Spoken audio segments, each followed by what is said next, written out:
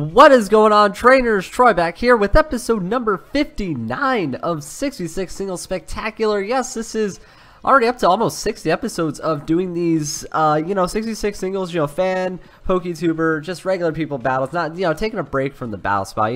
This is why I kind of like this series a lot, because these 66 singles battles can get pretty intense, and I got a pretty intense one for you right now. But before we get started on that one, try to get this video up to 40 likes and subscribe for more if you already haven't. But please go give a check out to my good friend and my opponent, KangasCloud. He is the guy I'm battling. I call him Adam because that's his real name because we're friends like that. But KangasCloud on YouTube. I'm going to leave all of his links down in the description down below. Please give him a check out on the YouTube. He's a really good PokeTuber. He's also getting into, I think he mentioned something about music, song parody, something like that, and so please support him when he does that. And also I have a really special announcement to make at the end of this video, so please stay till the end. But now we're going to dive into this battle. I said it was going to be a mixed OU. We can bring up to a few OUs, but we ended up bringing only like 1 or 2 OUs, and the rest for me was like UU, and his team was pretty crazy. His team was really fun. Like, you saw the Whale Lord, you saw the Jump Luff. It's going to be pretty crazy. So, I open with Fan. I want to try to get Stealth Rocks out, but he called that open right there, and so he goes for Blastoise. So, not bad. I did expect a Mega Evolution also. I think that was the only one I could tell from his team. So, I also wasn't really worried about any other Megas other than Mega Blastoise. Mega Blastoise can be strong, but at the same time, I really don't think it's the best Mega you can really go for. Especially this one, going for a Yawn first turn. That's fine with me because I can actually go for a Volt Switch to do damage to the other Pokemon and still avoid that Yawn. But he did know that any kind of, Thunder move was going to hurt a lot. He still brings out the Jump Luff, which will take that neutral damage attack quite well because I am Specs on my Magazone. That's why I love Magazone so much. So, I see a Jump Luff, and I thought it was a really okay time to bring out Beedrill early. I don't think Jump Luff could have done a lot of damage to Beedrill. That's why I brought it out, and I knew that I could do a lot of damage with my Poison move, which I forgot what it was. It was Poison Jab. How did I forget that? So I go for the Mega Evolution. He's going to go for the Synthesis, that thing being faster than me, which is actually okay to see because I know Jump Luffs can be fast, and my Beedrill did get its Mega stats just yet. So I kind of expected a switch, so that's why I go for the knockout, and it does knock off the leftovers, which does help later on, but I probably should have just gone for the Poison Jab in hopes of one-hit KO. So next Pokemon come down is the Terrakion. I go for a Poison Jab again, but then I really should have realized, yeah, he was going to switch out at that point. Poison Jab going to be not very effective, still does an okay amount of damage actually. So I got Mega Beedrill. He's at full health. He can do something, he's going to be able to do his thing there. So I just go for a U-turn. He's going to get whatever little damage I can. I was thinking like, man, that thing could be Scarf, so he might be faster, but I wasn't really believing all that. It could have been Band, it could have been Life Orb. Terrakion's, yeah, you could Scarf it, but I wasn't believing that was Phoenix. I don't know why. That was just me. I took that really risky dumb play. I just didn't think it was.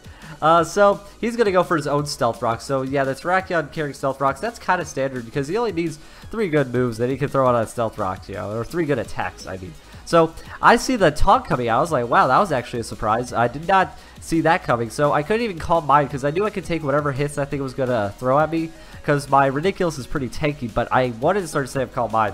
So I'm going to see him withdraw there. I actually should have just gone for Psychic first, or I don't know why I thought I'd call mine because I wouldn't get defensive stats, but still I thought it'd been safe to just start setting up. I wanted to kind of think a few turns earlier. So go for the Psychic. Does okay amount of damage, even though like my Ridiculous doesn't really have a whole lot. And it had the taunt, so I really had to get it out of there.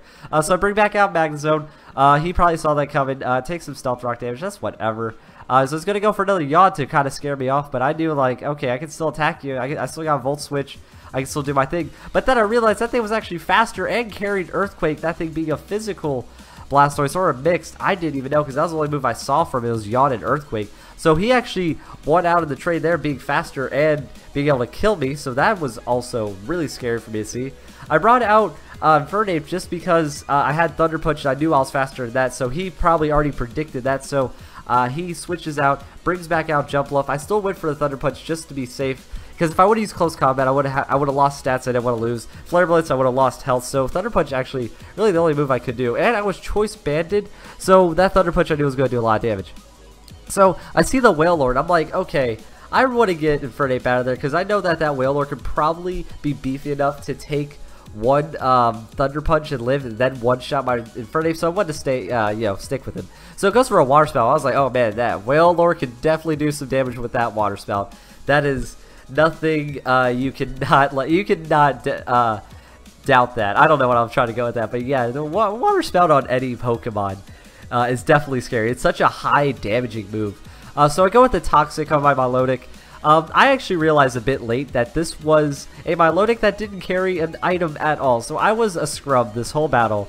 My Milotic did not have an item. That was just great. You know, that was the one thing I was just saying the whole time. Like, well, we might as well keep this battle going. I don't want to do that. But Milotic definitely comes up. If it did have like Citrus Berry leftovers, would have helped. But I was supposed to give it a Flame Orb with the Marvel Scale, but actually when you see at the end of the battle, actually it having that Flame Orb would have actually sucked. So actually it's good that that thing didn't have a an item most of the battle, and I could definitely wall off most of his team. As you can see, I could take the Water Spouts easily. I scared off the Girafarig, and I was able to just Toxic the whole team. So Milotic, definitely a Pokemon I'm going to think about using a lot more often. It's very good to use.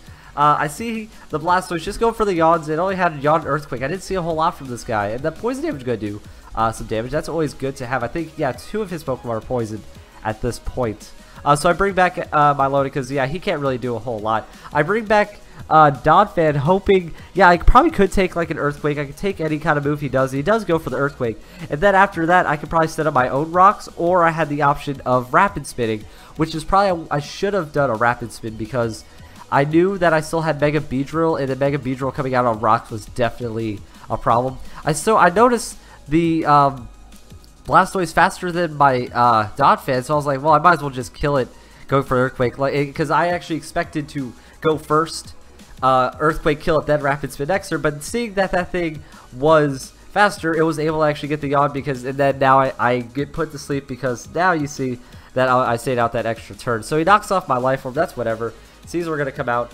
Yeah, go for another Earthquake because the Yawn was going to kick an extra. I did get a good amount of damage, and then there goes the sleep. So yeah, Blastoise being faster than my Donphan, definitely something I did not want. So he switches out, which was a bit confusing. I was wondering why he didn't stay in, but because he would have killed me no matter what. So he brings out the Whale Lord to get the Hyper Voice. That was definitely interesting to see. Really good special, bulky, kind of hard-hitting Whale Lord here. I knew it had a lot of health, and I knew it could have a lot of special attack. It was faster, so I guess my Donphan was just slow because that thing was also a lot faster than my Donphan still. So here comes Caesar. So I was like, okay, I might as well go for a Calm Mind because, yeah, I could take whatever move the Whale Lord had. Like, I could definitely take that Hyper Voice. I could definitely take a Water Spout. So Ridiculous was fine because it was a special beast. But then I see the physical attacking the bug type Caesar coming out, so I'm like, oh man, yeah, that was definitely not good to have Ridiculous. So then here comes the Bug Bite. I'm like, oh man, even though it's not very effective, I actually still died. I switched in Beedrill because I knew he was going to hit me with X Scissor or a Bug Bite, but it was a Bug Bite, and I actually ended up dying, which, yeah, that did suck a lot actually, because then now Beedrill just goes down for free. Beedrill didn't really have a big impact in this game at all, except for getting the jump left low, I think. It really didn't really matter that much. So I bring out Milotic. I was kind of hoping to just like spam Scald on his Terrakion Caesar so that way they can get burned. But I actually do not believe out of this whole match I got a single burn. 2 of his Pokemon were poisoned, but I couldn't get any more burns because Milotic would have been a pretty good MVP on like poisoning and burning the whole team, but that actually ended up not happening. So also, right now Milotic definitely holding his own.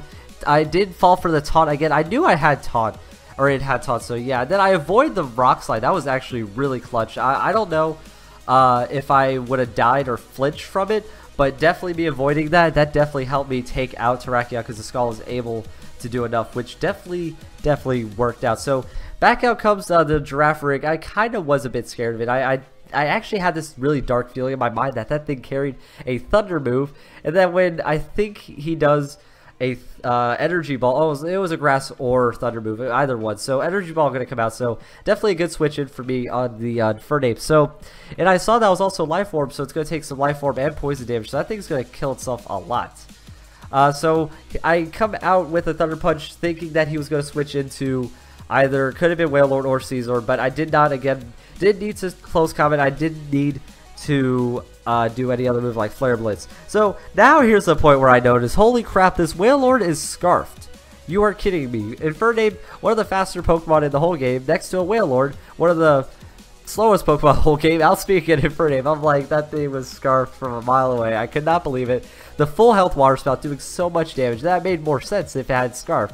And then as you can see, his Water Spout doing a crit and nearly killing me. I didn't expect to get crit. I actually expected to take, you know, maybe about 40 something percent or like 50%. It had been a 2-hit KO.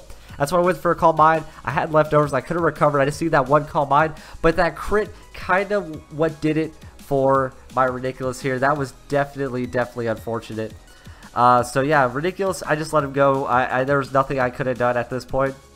So now it's just Wailord versus my kind of decently low health Milotic. So then we see I do take more stone damage. At this point, yeah, if I would have been burned, it actually wouldn't have mattered because I would have been taking a special attack. I would have taken more damage. It's not kicking in my Marvel scale. So I go for the recover. That's the safer play I could do. So I went for that. Definitely smart because I actually knew I could take one Water Spout. I could recover out of it.